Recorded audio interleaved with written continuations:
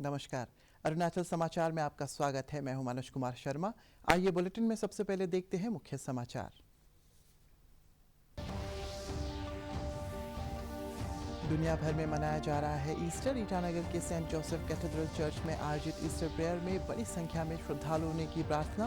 राष्ट्रपति, उपराष्ट्रपति, प्रधानमंत्री, अरुणाचल के राज्यपाल और मुख्यमंत्री ने देशवासियों को ईस्टर की दी शुभकामनाएं।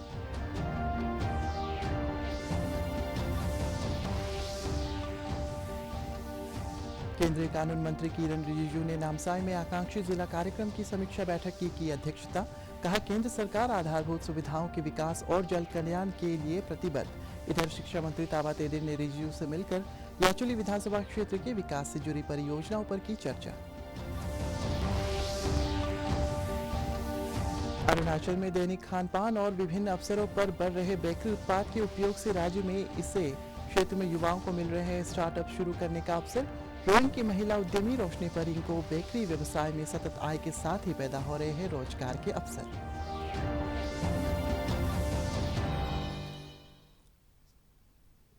आज पूरे विश्व में ईस्टर मनाया जा रहा है। ये दिन ईसा मसीह को सलीब पर चढ़ाए जाने और उनके पुनर्जीवित होने का प्रतीक है। इस अवसर पर गिरजाघरों में आधी रात को विशेष प्रार्थना की गई। देश विदेश के अलग अलग हिस्सों में ईस्टर के जश्न की खबरें मिल रही है और गिरजाघरों में विशेष आयोजन किए जा रहे हैं। राष्ट्रपति रामनाथ कोविंद, उपराष्ट्रपति एम वेंकैया नायडू और प्रधानमंत्री नरेंद्र मोदी ने ईस्टर पर देशवासियों को बधाई दी है। एक संदेश में श्री कोविंद ने कहा है कि ईस्टर सभी लोगों को प्रेम, त्याग और क्षमा के मार्ग पर चलने के लिए प्रेरित करता है।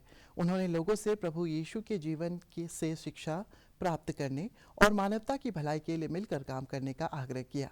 प्रधानमंत्री ने अपने एक ट्वीट संदेश में कहा है कि ईस्टर का त्यौहार प्रभु यीशु के विचारों और आदर्शों की स्मृति का अवसर है, क्योंकि उन्होंने सामाजिक न्याय और करुणा पर बल दिया है।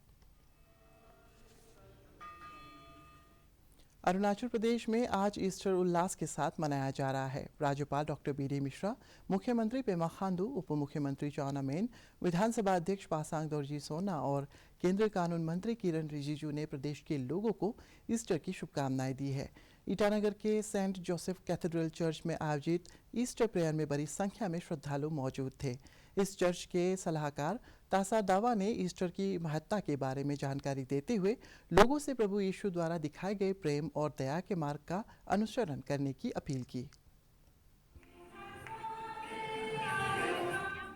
आज यीशु मसीह का पुनर्जीवित का समय है। जो पहले यीशु मसीह हमारे पापों के लिए, ये संसार का पापों के लिए मर गया था। जो यरूशलेम में जो हम लोग ईश्वर के पुत्र है यीशु क्रिस्ट, जो क्रूस में हम लोग के लिए पापों के लिए मर गया था। अब तीसरी दिन से गुड फ्राइडे हम लोग मनाता है मरने का समय को। तो आज ये ईस्टर संडे है, तो कल जीवित उठा है। तो इस खुशी से आज हम लोग ईस्टर संडे मना रहे हैं कि यीशु मसीह जी उठा है और फिर नहीं मरेंगे। इसी खुशी में हम लोग ये ईस्टर संडे मना रहे हैं। केंद्रीय कानून मंत्री किरण रिजिजू आज अरुणाचल प्रदेश के दौरे के तहत नामसाई पहुंचे और आकांक्षी जिला कार्यक्रम की समीक्षा बैठक की अध्यक्षता की। श्री रिजिजू ने कहा है कि नामसाई जिले में प्रभावी तरीके से योजनाओं को लागू किए जाने का सकारात्मक परिणाम मिल रहा है और नीति आयोग के अनुसार वर्ष 2018 में नामसाई 93वें स्थान पर था, जो कि अब वर्ष 2021-22 की रैंकिंग के अनुसार 14वें स्थान पर पहुंच गया है। इधर अरुणाचल प्रदेश के शिक्षा मंत्री ताबा तेदिर ने शनिवार को नई दिल्ली में केंद्रीय कानून मंत्री किरण रिजिजू से मिलकर याचुली विधानसभा क्षेत्र के विकास से जुड़ी योजनाओं पर चर्चा की। श्री तेदिर ने कीमिन पोतिन राजमार्ग, याचुली में मल्टी डिसिप्लिनरी ऑर्गेनिक यूनिवर्सिटी और नेशनल स्किल ट्रेनिंग इंस्टीट्यूट और मल्टीपर्पज इंडोर स्टेडियम के निर्माण सहित कई महत्वपूर्ण परियोजनाओं में सहायता का अनुरोध किया। उत्तरी असम के विश्वनाथ जिले में आज तड़के एक सड़क दुर्घटना में बिहू ट्रिप्स के 5 लोगों की मृत्यु हो गई, जबकि 7 अन्य घायल हुए। राष्ट्रीय राजमार्ग संख्या 15 पर यह घटना उस समय हुई जब वाहन चालक ने वाहन पर नियंत्रण खो दिया। विश्वनाथ जिले के पुलिस उपायुक्त के अनुसार यह वाहन यात्रियों को लेकर टोकोबारी से उत्तर करीबिल जा रहा था। प्रधानमंत्री नरेंद्र मोदी और असम के मुख्यमंत्री हिमंत बिस्वा शर्मा ने सड़क दुर्घटना पर गहरा दुख जताते हुए शोक संतप्त परिजनों के प्रति संवेदना व्यक्त की है और घायलों को शीघ्र स्वस्थ होने की कामना की है। केंद्रीय पर्यटन मंत्री जी किशन रेड्डी ने देखो अपना देश अभियान के तहत अरुणाचल प्रदेश के बर्फ से ढकी मेचुका वैली का विजुअल शेयर करते हुए लोगों से नैसर्गिक सौंदर्य से सराबोर मेचुका का भ्रमण करने की अपील की है। श्री रेड्डी ने कहा है कि अरुणाचल सहित पूर्वोत्तर राज्यों में तेजी से कई पर्यटन स्थल विकसित हो रहे हैं और देश विदेश के पर्यटक यहाँ की प्राकृतिक, साहसिक, धार्मिक और जनजातीय पर्यटन स्थलों का लुत्फ उठा सकते हैं।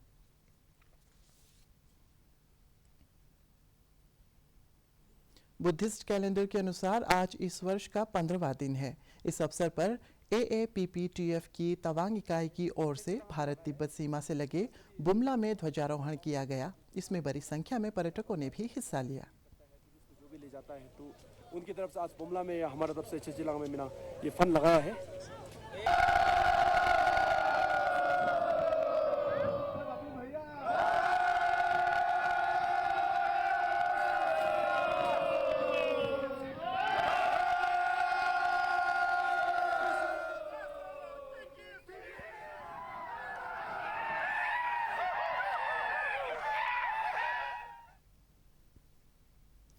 अरुणाचल प्रदेश में बेकरी का व्यवसाय काफ़ी लोकप्रिय हो रहा है। राज्य में साल भर त्योहारों के अलावा दैनिक खान पान में भी बेकरी उत्पाद की बढ़ रही चलन से स्थानीय युवाओं के लिए राज्य सरकार की कौशल विकास और उद्यमिता योजना का लाभ उठाकर इस क्षेत्र में स्टार्टअप शुरू करने की अपार संभावनाएं हैं। लोअर दिबांग वैली जिले के रोइंग में सफलतापूर्वक बेकरी के क्षेत्र में स्टार्टअप शुरू करने वाली रोशनी परियंग ने बताया है कि शिलोंग से प्रशिक्षण लेने के बाद शुरुआती दौर में उन्हें मुश्किल हुआ था, पर आज उनका उत्पादन नगरीय क्षेत्र में अपनी पहचान बना चुका है और इससे 3 अन्य लोगों को भी रोजगार मिल रहा है। पेश एक रिपोर्ट। मैं घर से होम बेक कर रही थी, तो ऑलमोस्ट 2.5 years तो मैंने होम बेक ही किया एंड 2020 में ही मैंने एना बैग्स को एक प्रॉपर जो है बिजनेस जो मार्केट में लॉन्च करने के लिए मैंने सोचा। तो 2000 अक्टूबर 5 में मैंने एना बैग्स का मैंने मार्केट में मैंने लॉन्च किया। आज तक मेरे जेब से 1 रुपये नहीं गए मेरे स्टाफ सैलरीज, अगर मैं रेंट की बात कहूँ या रॉ मटेरियल की बात कहूँ, तो मेरे जेब से तो अभी तक 1 रुपये नहीं निकले। सारे के सारे जो सेलिंग है उसी से ही हो जाता है। और अभी भी जो लास्ट ईयर से मुझसे जो परचेस कर रहे हैं वो अभी भी हमसे केक ऑर्डर कर रहे हैं। मेरे पास अभी 3 स्टाफ है, 2 किचन स्टाफ और एक यहाँ पे काउंटर में है। अब के समय में मेरे जितने भी स्टाफ है वो काफ़ी अच्छा कर रहे हैं, बल्कि अभी मुझे हर बार उनके साथ खड़े होने की ज़रूरत नहीं होती है, क्योंकि बहुत चीज़ें जो है जितने भी बेकिंग जो होते हैं, जो कुकीज़ बनाना होता है या कुछ भी, वो संभाल लेते हैं। मैंने जब बिज़नेस स्टार्ट किया था तो अपने जो मेरे कुछ पैसे जो मैंने जमा कर रखे थे उससे मैंने थोड़ा सा डाला। उसके बाद मेरे मम्मी एंड पापा, my mother and father, they help me, and मेरे कुछ फ्रेंड्स थे उन्होंने हेल्प किया।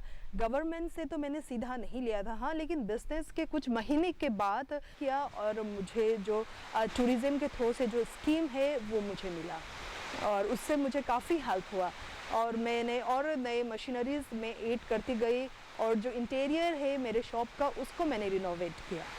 हमारे स्टेट में भी अभी जो बेकरी फ्रेंचाइज है वो आ रहे हैं, लेकिन वो बेकरी फ्रेंचाइज जो है वो काफ़ी एक्सपेंसिव होता है, उनका जो रॉयल्टी होता है वो काफ़ी एक्सपेंसिव होता है।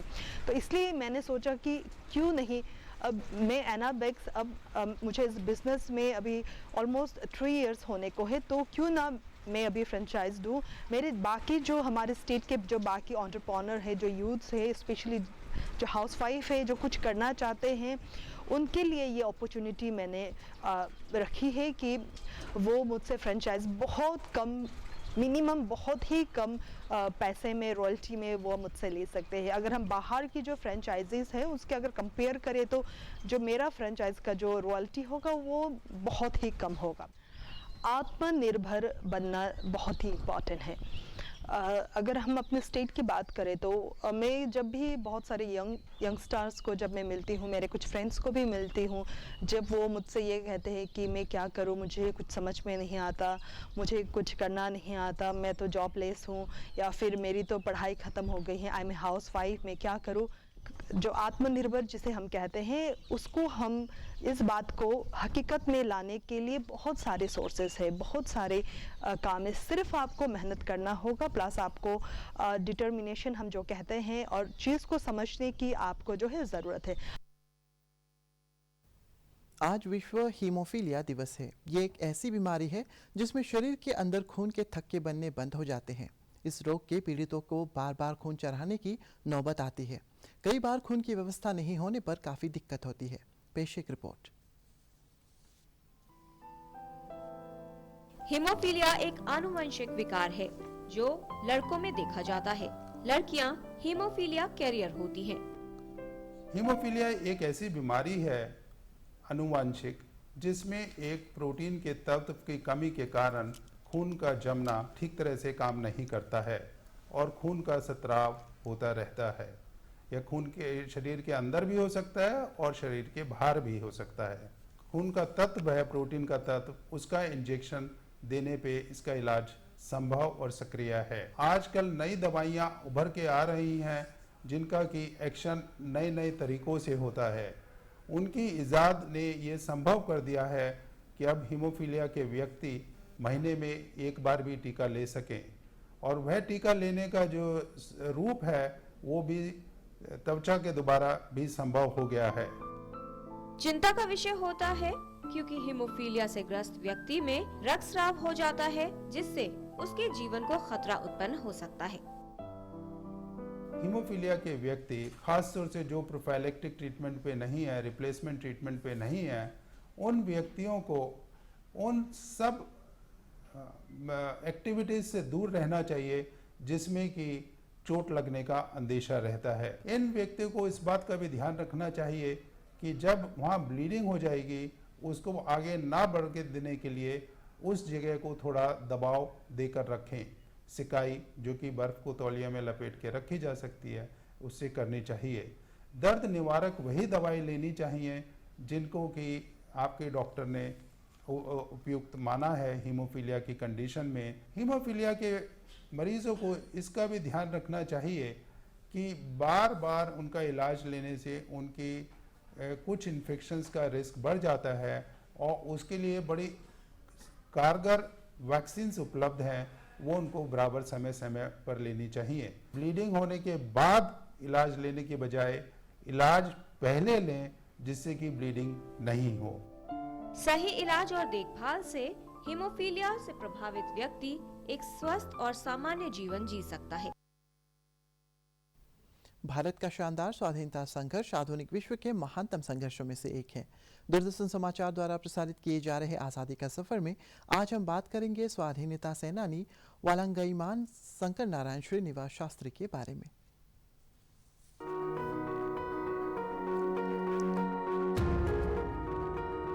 आज की कड़ी में हम स्वाधीनता सेनानी वलंगईमान शंकर नारायण श्रीनिवास शास्त्री को श्रद्धांजलि अर्पित कर रहे हैं। उनका निधन 17 अप्रैल 1946 को हुआ था। सर्वेंट्स ऑफ इंडिया सोसाइटी के सदस्य शास्त्री ने 1908 से 1922 तक इंडियन नेशनल कांग्रेस के सदस्य के रूप में कार्य किया। शास्त्री का जन्म 22 सितंबर 1869 को तमिलनाडु के तंजौर जिले में हुआ था। वे पहली बार 1906 में गोपाल कृष्ण गोखले से मिले और गोखले की सर्वेंट्स ऑफ इंडिया सोसाइटी की तरफ आकर्षित हुए। वे 1915 में उस संगठन के अध्यक्ष बन गए। शास्त्री 1908 में इंडियन नेशनल कांग्रेस में शामिल हुए और 1911 में मद्रास जिला कांग्रेस समिति के सचिव बने। उन्होंने 1913 से 1916 तक मद्रास लेजिस्लेटिव काउंसिल के सदस्य के रूप में काम किया। वे 1916 से 1919 तक imperial legislative council of India के सदस्य तथा 1920 से 1925 तक काउंसिल ऑफ स्टेट के सदस्य रहे। उन्होंने रॉलेट एक्ट का विरोध किया। शास्त्री ने बिल की निंदा करते हुए इंपीरियल लेजिस्लेटिव काउंसिल में भाषण दिया जिसे काफी सराहा गया। शास्त्री ने लीग ऑफ नेशंस के लिए भारत के शिष्टमंडल तथा ब्रिटेन की प्रिवी काउंसिल के सदस्य के रूप में भी कार्य किया। वे यूनियन ऑफ साउथ अफ्रीका के लिए एजेंट भी रहे। 1924 में भारत के लिए होम रूल की मांग के लिए उन्होंने एनी बेसेंट के साथ इंग्लैंड की यात्रा की। 1930-31 के दौरान शास्त्री ने भारत के भविष्य पर चर्चा करने के लिए लंदन में गोलमेज सम्मेलन में भाग लिया और गांधी इरविन समझौते में महत्वपूर्ण भूमिका निभाई। उन्होंने भारत के विभाजन की मुस्लिम लीग की मांग का कड़ा विरोध किया।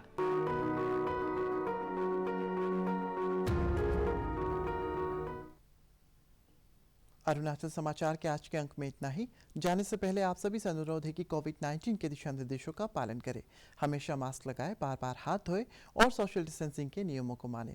कोरोना महामारी से बचाव के लिए आपका वैक्सीन लगवाना भी ज़रूरी है। अगर आप वैक्सीन लगवाने के पात्र हैं तो ज़रूर लगवाएं। हम कल फिर हाजिर होंगे अरुणाचल और देश और दुनिया की खबरों के साथ। चलते चलते आपको बता दें कि आप अरुणाचल समाचार हमारे YouTube channel DD news Arunachal पर भी देख सकते हैं। देखते रहिए अरुण प्रभा। नमस्कार।